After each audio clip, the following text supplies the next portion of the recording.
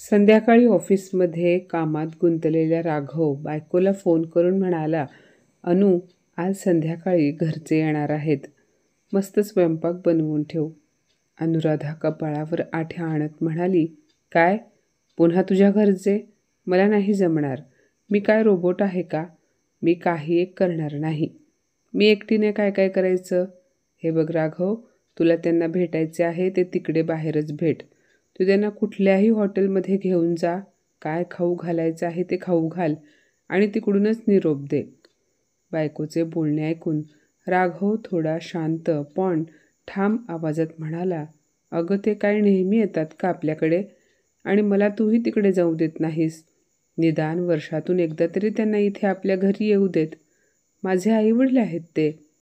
अनुराधा काहीही उत्तर न देता मनात म्हणाली, जाऊ दे, येऊ देत ह्याच्या घरच्यांना. मी काहीच करणार नाही. कशालाच हात लावणार नाही. त्याला जे करायचे ते करू देत. तिने काहीही न बोलता रागाने फोन ठेवला आणि चादर पांघरून झोपली. रात्री 7:30 वाजता दारावरची बेल वाजली. सासू सासरे येणार आहेत म्हणून तिने आजारपणाचे नाटक केले होते. त्यामुळे हळूहळू चालत जाऊन अनुराधाने दरवाजा उघडला आणि समोरचे दृश्य पाहून तिला आश्चर्याचा धक्का बसला.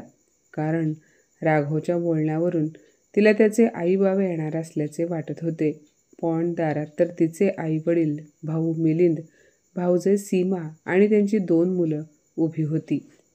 सासू-सासरे येणार आहेत म्हणून तिने काहीच स्वयंपाक बनवला नव्हता. तिने आजारी असल्याचे नाटक करून डोक्याला ओढणी बांधली होती आणि आहे त्या अवतारातच दरवाजा उघडायला आली होती. अनु अवाक होऊन त्या सर्वांकडे पाहत होती. तेव्हा आईच्या आवाजाने ती भानावर आली. तिची आई म्हणाली, हे काय ग अनु, काय झाले तुला? तू आजारी आहेस का?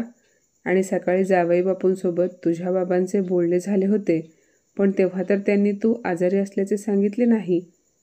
यावर अनु पटकन म्हणाली, त्याचे काय आहे ना आई, मी आजारी आहे हे जर राघवला सांगितले असते तर तुझ्या जावयाने खूप टेन्शन घेतले असते आणि मग त्यांनी तुम्हाला बोलावले नसते. आणि आई, मी काय आजारी वगैरे नाही. माझ्या चष्म्याचा नंबर बदलला आहे म्हणून थोडेसे डोके दुखत आहे. बाकी काही नाही. तुम्ही आत या ना. वहिनी, कशी आहेस तू? अरे वा, बच्चे कंपनी पण आत्तूकडे आली की. असे बोलून ती गालातल्या गालात हसली आणि सर्वांना बसायला सांगून किचनमध्ये पाणी आणायला गेली. किचनमध्ये गेल्यानंतर तिने पटकन तिच्या मोबाईलवरून राघवला फोन लावला आणि म्हणाली, कुठे आहेस राघव? अरे तू स्पष्ट का नाही सांगितलंस की माझ्या घरचे येणार आहेत? मुद्दाम केलेस ना? आता सांग बरं, मी काय करू आणि आता लगेच यांना खायला काय बनवू? तू पटकन ये माझ्या मदतीला. राघव हसला आणि म्हणाला, काय करायचे आणि काय काय बनवायचे हे तुझे तू ठरवत बस. मी शहरातच नाही आहे. मी आणि माझ्या घरचे हिल स्टेशनला आलो आहे. आणि हो, तुझ्या घरच्यांना सरप्राईज म्हणून मीच बोलावलं होतं, खास करून तुला धडा शिकवण्यासाठी.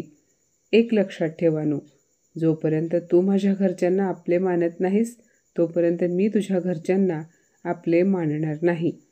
हे सर्व ऐकून अनुला राग आला. ती म्हणाली, मला न सांगता आणि एकटीला सोडून तू तुझ्या आईवडिलांसोबत बाहेर फिरायला गेलास? राघव म्हणाला, या सगळ्या गोष्टींसाठी तू जबाबदार आहेस. असे बोलून त्याने फोन कट केला. तिकडे बाहेरच्या खोलीत तिच्या माहेरची मंडळी बसली होती. तिची आई किचनमध्ये आली आणि म्हणाली, काय ग अनु, चहा पाण्याचे पाहायचे सोडून आम्हाला बाहेर बसवून फोनवर गप्पा मारत काय बसलीस? अगं तुझे बाबा आणि मी आलो असतो तर मला याचे काही वाटले नसते. पण तुझे दादा आणि वहिनीही आले आहेत. ते काय म्हणतील? दादाचे सोड, पण तुझी वहिनी काय म्हणेल? नणंदेच्या घरी गेल्यावर तिने पाणीसुद्धा विचारले नाही. सरळ आत जाऊन बसली. आईचे बोलणे ऐकून अनुने पटकन सर्वांना पाणी दिले. त्यानंतर प्रत्येकाच्या फरमाईशीप्रमाणे चहा, कॉफी आणि सरबत करून दिला. आईला अनुच्या चेहऱ्यावरून ती नाराज असल्याचे जाणवले. आईने तिच्याकडे पाहून विचारलं, काय ग, तू अजून स्वयंपाक बनवला नाहीस? तुला जावई बापूंनी सांगितले नाही का? अगं त्यांनीच आम्हाला जेवायला बोलवलं म्हणूनच तर आम्ही सर्वजण आलो आहोत. अनुराधा म्हणाली, त्यांनी मला सांगू देत अथवा न सांगू देत, पण तुम्ही तरी मला फोन करून येणार असल्याचे सांगायचे ना. आई म्हणाली, अनु, हा काय प्रश्न आहे? आम्हाला जावई बापूंनी जेवायला बोलावलं आहे म्हणजे तुला तर ठाऊक असणारच ना. पुढे अनु काहीही न बोलता मूग गळून गप्प बसली. तेवढ्यात तिथे तिचा भाऊ मिलिंद आला आणि म्हणाला, मला तर वाटलं आपल्या सर्वांना पाहून ताई खुश होईल, पण तिच्या चेहऱ्याकडे पाहून तर असं वाटत आहे आपण इथे आलेले तिला आवडले नाही. भावाचे बोलणे ऐकून अनुच्या डोळ्यात पाणी आले. ती म्हणाली, अरे दादा, असं का बोलतोयस तू? तुम्ही माझ्या घरी आलात हे मला का नाही आवडणार? तिने पटकन कोणाचीही मदत न घेता स्वयंपाक बनवला आणि काही वेळातच ते सर्वजण जेवायला बसले. मिलिंद म्हणाला, ताई, अजून भाऊजी कसे आले नाहीत? तेव्हा ती प करत म्हणाली, दादा, अरे ते बाहेर फिरायला गेले आहेत. तिचे बोलणे ऐकून आईबाबांनी एकमेकांकडे पाहिले. त्यांच्या मनात प्रश्नांची गर्दी जमली होती. तिच्या आईबाबांना हा सर्वात मोठा प्रश्न पडला की आम्हाला घरी बोलावून आणि अणूला घरी एकटीला सोडून जावई बापू असे बाहेर फिरायला गेलेच कसे? त्यावेळी ते अणूला काहीही बोलले नाहीत. सर्वांनी जेवण केले. अणू घरी एकटी आहे याचा विचार करून ते सर्वजण रात्री तिच्या घरी थांबले. दुसऱ्या दिवशी सकाळी अणूने झोपाळ्यावर पेपर वाचत बसलेल्या आपल्या बाबांना चहा दिला. तेव्हा अनुराधाचे वडील तिला शांतपणे म्हणाले, अनु बाळा, खरं सांग बरं, तुझ्यात आणि जावई बापूंमध्ये काही बिनसलं आहे का? काल इथे आल्यानंतर आम्हाला तुझा चेहरा पाहून धक्का बसला. तुला आम्ही इथे आलेले आवडले नाही हे स्पष्ट जाणवलं. आणि आता सर्वात जास्त ह्या गोष्टीची काळजी वाटते आहे की तू आजारी असताना तुला एकटीला सोडून ते बाहेर फिरायला गेलेच कसे? काहीही झाले तरी मी त्यांना याचा जाब विचारणार आहे. बाबांचे बोलणे ऐकून अनुराधा घाबरली. ती म्हणाली, बाबा, तुम्ही त्यांना काही विचारू नका. त्यांचे फिरायला जायचे आधीच ठरले होते. ते त्यांच्या मित्रांबरोबर फिरायला गेले आहेत म्हणून मला सोबत घेऊन गेले नाहीत.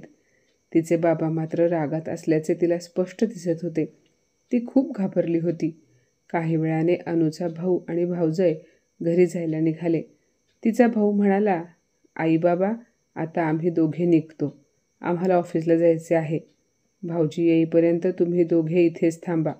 मी त्यांना 2-3 वेळा फोन लावला पण त्यांचा फोन काही लागला नाही. आपण सगळेच गेलो तर ताई एकटी कशी राहणार? आजकाल दिवस खूप वाईट आहेत. अनु म्हणाली, अरे दादा, राहीन मी एकटी. इथले शेजारी खूप चांगले आहेत. तू माझी काळजी करू नकोस. तू आईबाबांना सोबत घेऊन जा. तिचे बाबा म्हणाले, नाही नाही, मिलिंद बरोबर बोलतोय. जावई बापू येईपर्यंत आम्ही दोघे इथेच थांबू. मला त्यांच्याशी जरा महत्त्वाचे बोलायचे आहे. मिलिंद आणि सुनबाई, तुम्ही दोघे निघा आणि पोहोचल्यावर फोन करा. ठीक आहे बाबा, असे बोलून ते दोघेही निघून गेले. 4 दिवसांनी राघव घरी परतला. त्याने पाहिले तर त्याचे सासू सासरे TV पाहत बसले होते. त्याला व्यवस्थित ठाऊक होते की जोपर्यंत तो घरी येणार नाही तोपर्यंत अनुचे आईबाबा तिला एकटीला सोडून जाणार नाहीत. घरात आल्याबरोबर राघवने सासू सासऱ्याला वाकून नमस्कार केला. सासू म्हणाली, कसे आहात जावई बापू? आणि हे काय वागणे झाले? आम्हाला जेवायला बोलावून तुम्ही ट्रिपला निघून गेलात? राघव म्हणाला, आई, सर्वात आधी मला तुमच्या पहिल्या प्रश्नाचे उत्तर देऊ द्या. तर मी अगदी मस्त मजेत आहे आणि तुम्हाला बोलावून मी ट्रिपला का गेलो ह्या प्रश्नाचे उत्तर तुम्हाला तुमची मुलगी देईल. अनुचे बाबा म्हणाले, हे काय जावई बापू, तुम्ही तुमच्या मित्रांसोबत फिरायला जाण्याचा प्लॅन बनवला होता ना, म्हणून गेला होतात तुम्ही. ह्यात माझ्या मुलीला काय विचारायचे? आणि मला सांगा, घरात बायको एकटी असताना कोणता नवरा तिला सोडून फिरायला जातो? तेही 4 दिवस. बैठकीच्या खोलीतून मोठमोठ्याने बोलण्याचा आवाज ऐकून अनु बाहेर आली आणि म्हणाली, अरे राघव, आलास तू? मला सांग, तू चहा घेणार की डायरेक्ट जेवायलाच वाढू? राघव म्हणाला, नको, मी बाहेर जेवून आलोय. आईने मला जेवल्याशिवाय जाऊ दिले नाही. जावयाचे बोलणे ऐकून अनुचे बाबा म्हणाले, जावई बापू, तुम्ही तर मित्रांसोबत फिरायला गेला होतात ना, मग आईबाबांकडून कसे आलात? सासऱ्याचे बोलणे ऐकून राघवने अनुकडे पाहिले तेव्हा तिने पटकन खाली मान घातली. तो हसला आणि पुढे काही बोलणार तेवढ्यात दारावरची बेल वाजली. राघवने दरवाजा उघडला तर दरवाजात मिलिंद आणि सीमा उभे होते. मिलिंद म्हणाला, भाऊजी, तुम्ही आम्हाला पुन्हा का बोलावून घेतले? तो म्हणाला, अहो, आधी तुम्ही आत तर या, सगळं सांगतो. भावाला आणि भाऊजाईला आलेले पाहून अनु आणखीनच घाबरली. तिला असे वाटले की आता या सर्वांसमोर तिची पोलखोल होणार. राघव म्हणाला, मिलिंद आणि सीमाताई, मी तुम्हाला बोलावून घेतले कारण आता मी जे काही बोलणार आहे ते ऐकण्यासाठी तुम्हीही हजर असावे असे मला वाटले. इस्पेशली सीमाताई. त्यांच्यापैकी कोणालाही काही समजत नव्हते की राघवला नक्की काय सांगायचे आहे. मिलिंद म्हणाला, भाऊजी, तुम्ही आम्हाला जेवायला बोलावले पण घरात तुम्हीच नव्हता. आम्हाला असे बोलावून स्वतः बाहेर फिरायला जाणे तुम्हाला शोभते का? राघव म्हणाला, आई बाबा, मिलिंद आणि सीमाताई, तुम्हा सर्वांसमोर मला अनुबद्दल काही सांगायचे आहे. मागच्या काही महिन्यांपूर्वी माझे आईबाबा अचानक इथे माझ्या घरी आले. तेव्हा ते अचानक का आले म्हणून अनु माझ्याशी भांडली. हे ऐकताच तिची आई म्हणाली, अनु, हा काय आगाऊपणा आहे? हे त्यांच्या मुलाचे घर आहे. ते कधीही येऊ शकतात. त्यांना वाटेल तितक्या दिवस राहू शकतात, अगदी कायमचे सुद्धा. मग का भांडलीस तू जावई बापूंशी? अनु खाली मान घालून उभी होती. राघव पुढे म्हणाला, आई, ती नुसती भांडली नाही तर माझे आईबाबा आठवडाभर राहणार असल्याचे समजल्यावर ती तिच्या मैत्रिणींसोबत लोणावळ्याला फिरायला गेली. बिचारे माझे आईबाबा 2च दिवसात गावी परत गेले, कारण त्यांना न सांगताही समजले की त्यांच्या सुनेला सासू सासरे आलेले आवडले नाही. मला सांगा, वर्षातून 1-2दा माझे आईबाबा मला भेटायला येतात. मी त्यांचा एकुलता एक मुलगा आहे. मग त्यांना माझी किंवा मला त्यांची ओढ नसेल का?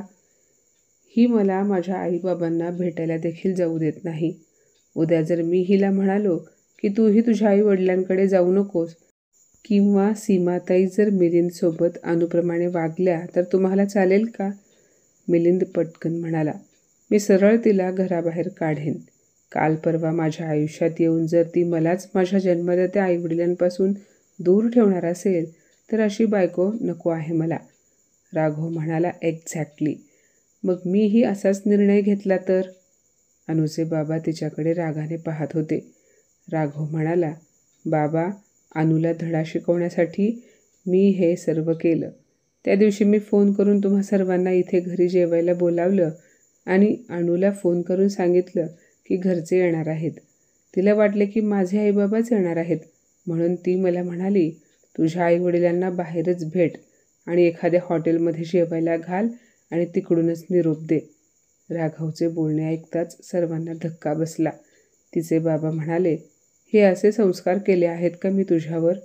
आज तुला आमची मुलगी म्हणायला देखील लाज वाटते. नाक कापलेस तू आमचे. एकीकडे तू नवऱ्याच्या आईवडिलांना दुखावतेस आणि दुसरीकडे स्वतःच्या आईवडिलांना खुश करण्यासाठी धडपडतेस. ही कोणती पद्धत आहे वागण्याची? अगं, लग्नानंतर सासू सासरे हेच सुनेचे आईवडील असतात. राघव म्हणाला, आई बाबा, मला माझ्या आईवडिलांना सोडता येणार नाही, त्यामुळे मी यापुढे तुमच्या मुलीसोबत राहू शकणार नाही. राघवचे बोलणे ऐकून अनुच्या पायाखालची जमीन सरकली. तिचे आईबाबा देखील घाबरले. अनु म्हणाले, नाही राघव, असे बोलू नकोस. मी नाही राहू शकणार तुझ्याशिवाय. राघव म्हणाला, तसाच मीही माझ्या आईवडिलांशिवाय राहू शकत नाही. सीमा म्हणाली, ताई, तुम्हाला जसे तुमचे आईबाबा प्रिय आहेत तसेच राघवदादांनाही त्यांचे आईबाबा प्रिय असतील हे तुम्हाला कसे कळले नाही? दादांचे आईबाबा येणार म्हणून त्यांचा स्वयंपाक करावा लागेल म्हणून तुम्ही आजारी असल्याचे सोंग घेतले, पण स्वतःची माहेरची माणसे आल्यावर माझी किंवा आईंची मदत न घेता एकटीने स्वयंपाक केला. असं जर मी वागले तर तुम्हाला चालेल का? ऐकले ना तुम्ही? तुमचे भाऊ काय बोलले? जर मी अशी वागले असते तर त्यांनी कोणता निर्णय घेतला असता? अनुच्या डोळ्यातून पाणी वाहू लागले. तिची आई म्हणाली, अनु, अगं संसार फक्त 2 माणसांचा नसतो, तर तो दोन्ही घरातील नाती एकत्र विणल्याने तयार होतो. जर तू जावई बापूंच्या आईबाबांना परके मानशील तर तेही तुझ्याशी तसेच वागतील ना. त्यामुळे तुझी चूक पाहता ते जे काही वागले ते आम्हाला योग्यच वाटते. अनुराधा रडत म्हणाली, आई बाबा, मी खरंच चुकले. माझ्या मूर्खपणामुळे मी माझ्या सासू सासऱ्यांना नेहमी परके मानले. पण राघवने मला आरसा दाखवला. अनुने राघवचे पाय धरून माफी मागितली. ती रडतच म्हणाली, राघव, मला माफ कर. मी खरंच खूप मोठी चूक केली. तुझे आईबाबा हे माझेही आहेत हे मी लक्षातच घेतले नाही. मी माझ्या आईवडिलांना जसा मान देते तसाच मान मला त्यांनाही द्यायला हवा होता. पण मी त्यांच्याशी नेहमी परकेपणाने वागले. पण यापुढे माझ्याकडून अशी चूक होणार नाही. आता मला समजले की संसार टिकवण्यासाठी फक्त पती पत्नीचे नाते पुरेसे नसते, तर त्यासोबतच दोन्ही घरातील प्रेमही जपावे लागते. तिचे बाबा म्हणाले, अनु बाळा, आम्ही तुझे आई बाबा आहोत. तू जशी वागशील त्यातून आम्ही तुझ्यावर केलेले संस्कार दिसणार आहेत. कोणतेही आईवडील आपल्या मुलांवर चुकीचे संस्कार करत नाहीत. त्यामुळे तुला चुकीचे वागताना पाहून आम्हाला वाईट वाटले. पण आता तुझ्या डोळ्यात पाहून खरंच तुला पश्चाताप झाल्याचे वाटत आहे. म्हणूनच आजच वचन दे की यापुढे तू राघवच्या आईवडिलांनाही तुझ्याच आईवडिलांसारखे मानशील. अनु डोळे पुसत म्हणाली, हो बाबा, मी वचन देते. आतापासून प्रत्येक सण, प्रत्येक आनंद, प्रत्येक दुःख मी माझ्या सासू सासऱ्यांसोबत वाटून घेईन. सीमा पुढे आली आणि म्हणाली, ताई, आज तुम्ही तुमची चूक मान्य केलीत तेच खूप मोठे आहे. जाऊ द्या. भूतकाळात काय झाले त्यावर विचार करू नका. यापुढे तुम्ही सगळे एकत्र प्रेमाने राहा. राघवच्या डोळ्यात समाधान चमकले. तो म्हणाला, बस अनु, हेच तर मला हवे होते. मला नेहमी वाटत होते की तू एक चांगली सून होऊ शकतेस. पण फक्त थोडा हट्ट आणि अहंकार तुला मागे खेचत होता. आतापासून आपण दोघेही एकमेकांच्या आईवडिलांचे मान सन्मान करू. अनु त्याच्या हातावर हात ठेवून हळू आवाजात म्हणाली, थँक्स राघव, मला चूक सुधारण्यासाठी एक संधी दिल्याबद्दल. आज तुझ्यामुळे मी स्वतःला ओळखले. तू लवकरात लवकर जाऊन आईबाबांना कायमचे इथे राहायला घेऊन ये. हे ऐकताच राघव खूप खुश झाला आणि अनुचे आईबाबा देखील खुश झाले. काही वेळाने ते सर्वजण आपापल्या घरी परतले. 2 दिवसांनी राघव गावाकडे जाऊन आपल्या आईबाबांना घेऊन आला.